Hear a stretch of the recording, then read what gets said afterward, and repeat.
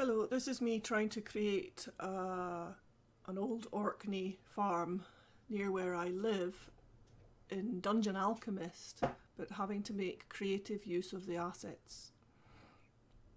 The walls are a bit too clean and crisp for the rustic nature of the buildings that we have here, and I was kind of wanting a dry stone dike, so I was experimenting and came across the stone assets, the flat stones, and just sized them down on a table to get them smaller than what you can actually make them go. Brilliant idea, that one.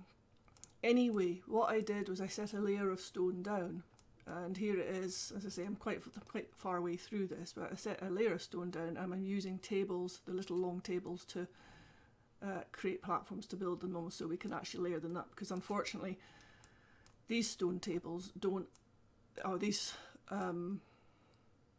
stones don't stack on top of each other, is what I'm trying to say. So I'm always finding I have problems trying to get the there we go, table underneath. So basically stack with a long plank on it. Once I get a little bit of a base going, you can actually also just stack using the tables as well. I'm actually looking at that as we'll get there. And it's just a matter of copying, holding down the shift key and just copying and placing your stones on top, like so.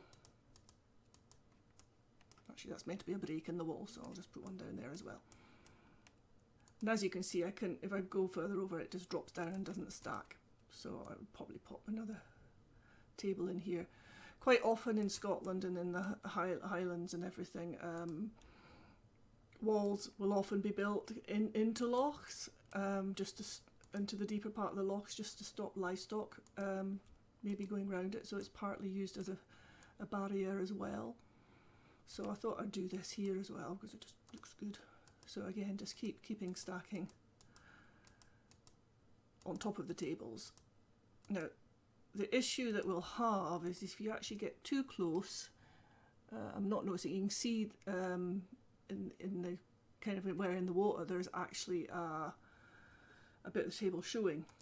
Now what I found I could do, now I need to go and find it, is I actually, there we go, I've sized the stone down to the sort of size I need to get to hide that little table, so I can just slide it in. So that was really amazing that you can actually slide in the stone where you need it. And I'm not close enough. I wish I could get a bit closer with this actually. So again, just looking in, and if you can see me now, my neck's craning right close to the screen. So I can take that and I can cover that little bit of a gap there, and then turn around, and actually luckily I'm not seeing much in the way of table or plank there. A little bit of plank. Oh no, it's shadow. And again, I've done that with all these ones that have already being done. Now, the one thing I did notice, which has kind of frustrated me, is there is a little bit of a lean on the wall, and maybe if I was to restart that, which I'm not going to, I would try and get it straighter. But actually, that's pretty accurate to how much older stone walls are. They cant off to the side.